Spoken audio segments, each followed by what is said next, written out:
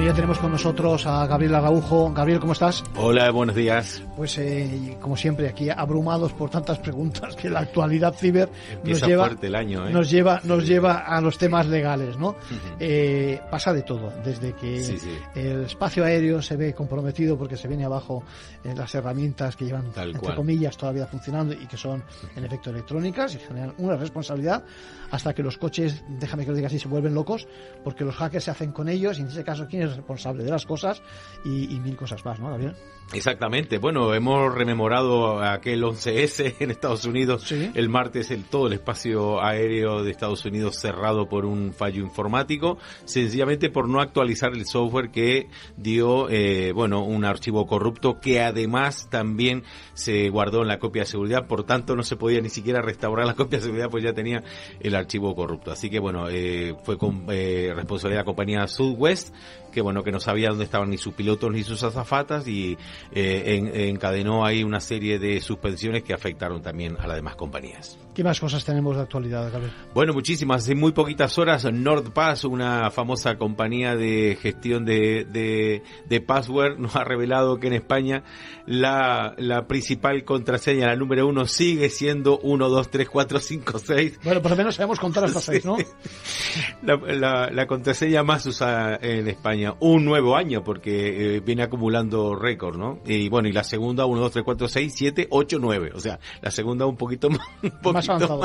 Para los que llegan un poquito más lejos, son un poco más listos, ¿no? Sí, en los primeros 10 puestos, clubes de fútbol con el año, en fin, esto hay que alertar, fechas, por supuesto que la gente pone fechas, hay herramientas de fuerza bruta que tienen diccionarios, los cuales incluyen los nombres de clubes de fútbol, fechas, todo esto para forzar el romper una contraseña. Una contraseña se rompe, estas herramientas sencillamente en un segundo puede llegar a introducir entre 2.000 y 3.000 contraseñas en un solo segundo, una herramienta estándar, ¿verdad? Pero es curioso, Gabriel, porque si estamos en nuestro domicilio y resulta que alguien nos da una patada a la puerta, enseguida nos sobresaltamos y yo qué sé, y pensamos en todo y ponemos un montón de esfuerzos para que eso no ocurra, cambiamos la cerradura, etcétera. Y sin embargo, aquí no somos conscientes de que tenemos una puerta abierta, no a la sala, sino a toda nuestra intimidad, ¿no? A todo.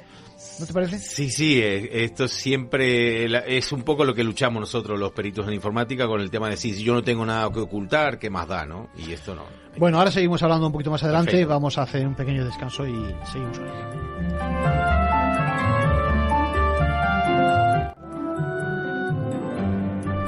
Bueno, y aprovechando que tenemos aquí a Gabriel Araujo, antes hablábamos también de las comunicaciones, de cómo la gente se quedaba paralizada en shock pues cuando recibes alguna cuestión de tipo legal en casa, no sabes cómo actuar. Te emplazo para que un día hablemos sobre lo mismo, pero en lo electrónico, ¿te parece? Magnífico. Que ahí se nos meten hasta el fondo en casa y si lo cogemos, hay temas también con Hacienda que ha ocurrido, vamos a ver si lo comentamos. Sí. Y hoy quiero que nos centremos también en lo que son las cámaras, ¿no? Las cámaras de seguridad. Este es un punto abierto que tenemos hacia nuestra intimidad y en el que hay mucha experiencia, sanciones.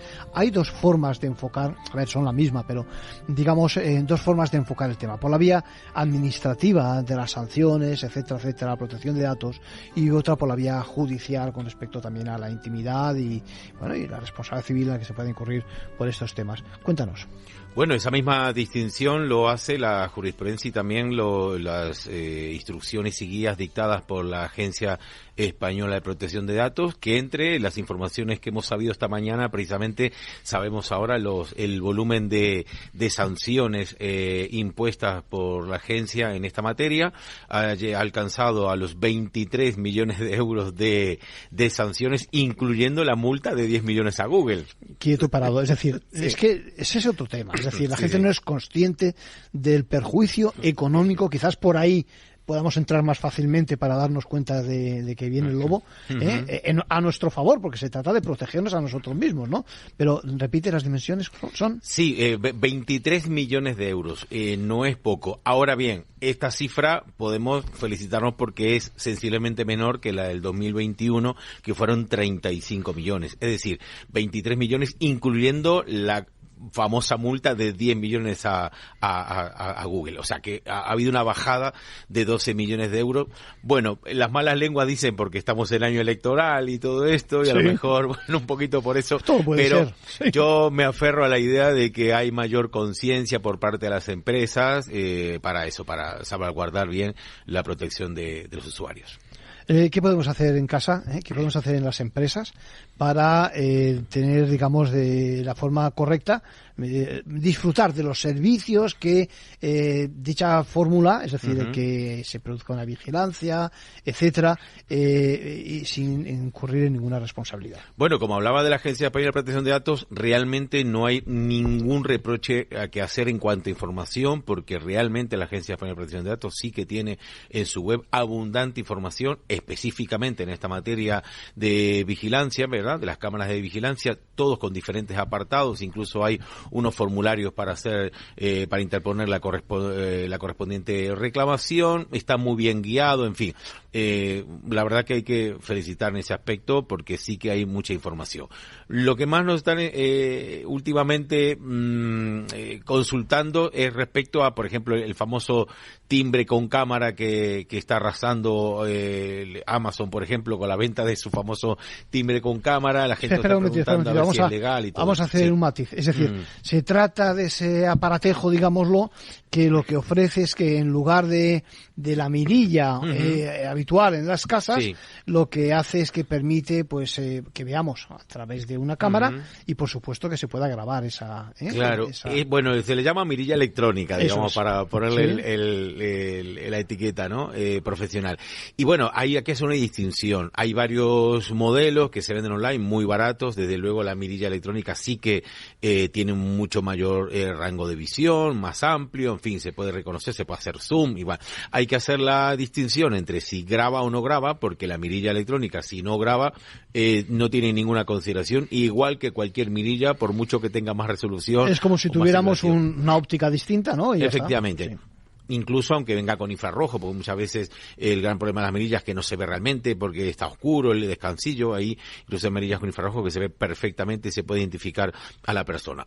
La consideración que hay que hacer aquí es si saca fotos y si graba vídeo. Ahí sí es un problema, porque queda fuera, digamos, de la salvaguarda del ámbito doméstico. Sabemos que la Ley de Protección de Datos hace siempre la exclusión doméstica, ¿verdad? Pero en este caso, como está grabando fuera del ámbito domiciliario, sí que hay que tener especial cuidado también si es dentro de la comunidad de propietarios, si la mirilla también coge la parte de la vía pública, que es una de las cosas también que tengo un caso incluso que una abogada asesoró mal al cliente en el sentido de que le dijo ningún problema, si es la vía pública se puede grabar, y esto no es así. En absoluto. No claro. se puede grabar en la vía pública. Hay excepciones cuando justo enfocas solo a tu propia entrada. Sí. Y además encima del entorno es inseguro, etcétera, etcétera, pero evidentemente no estás, digamos, haciendo una panorámica de, pues eso, de la calle, ni mucho menos. Claro, como tú apuntas, excepcionalmente cuando no hay más remedio que coger un ángulo, hablamos de la vía pública, hablamos de la acera también. Sí, la acera es parte de la vía pública, ¿no? Evidentemente sí. El escaparate, perdona, es decir, exacto. Justo lo que enfoca nuestro escaparate para protegernos de actos vandálicos, etcétera. Solamente cuando no hay manera de instalar la cámara para salvaguardar bienes, servicios e instalaciones, que es lo que dice el artículo 5 de la Ley de Protección de Datos, pues excepcionalmente sí pudiera abarcar un poquito más, pero siempre con ese principio de proporcionalidad, de idoneidad y de necesidad, ¿no? Sí. Respetando ese principio, ¿verdad? Y luego, una cosa importante, hay que tener en la parte de comunidad de propietarios la autorización de la comunidad de propietarios también para eso.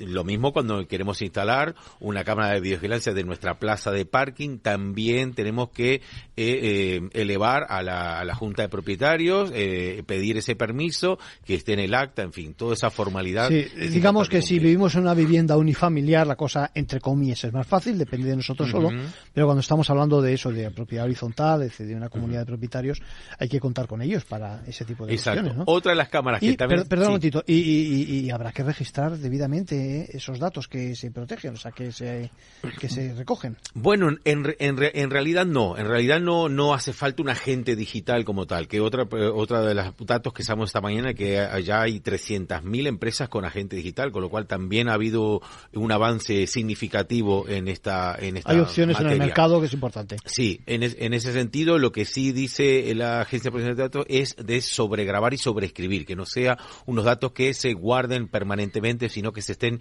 sobreescribiendo temporalmente, ¿no? Y hablando de sobreescribir, precisamente otra de las cámaras que tiene mucho éxito y que también está trayendo quebradero de cabeza a más de uno son las dashcam, esas cámaras que vienen incluidas en los vehículos, ¿no? Eso que en la televisión o en yo qué sé, o en cualquiera de los programas estos de informáticos y las redes sociales triunfan con señores que se cruzan delante del coche, ¿no?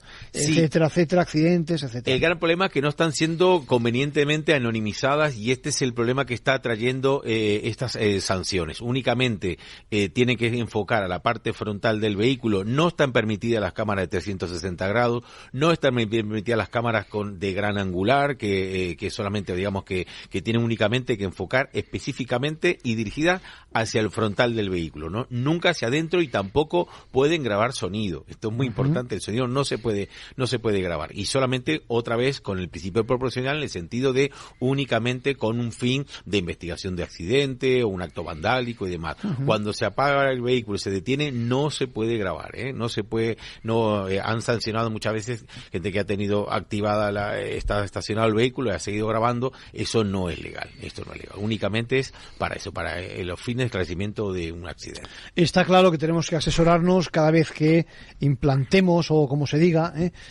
pongamos ese tipo de aparatos, digamos, dentro de dispositivos dentro de nuestro vehículo, ¿no? Y hay mucha información realmente. También es cierto que la jurisprudencia contempla esa excepcionalidad. Por ejemplo, tenemos el caso de un taxista que va a ser atracado, además puede girar perfectamente para en ese momento grabar el interior del vehículo, pero ni siquiera el interior del vehículo, no se puede grabar ni siquiera el interior del vehículo, o sea que hay que respetar siempre la privacidad, la intimidad. Si lo piensas, es un espacio de intimidad como cualquier otro, ¿no? Exacto. Se trata de proteger ese ámbito personal y por lo tanto no hay ningún problema, ¿no?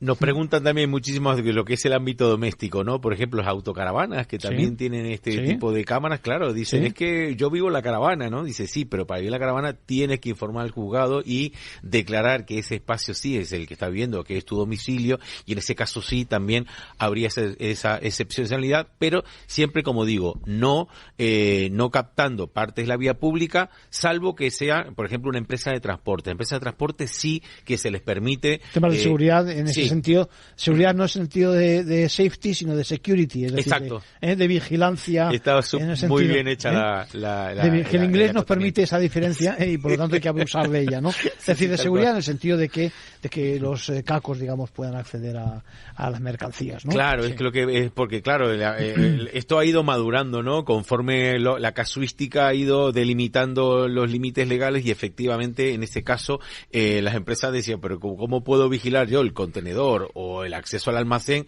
si no veo el acceso de cómo acceden y demás, ¿no?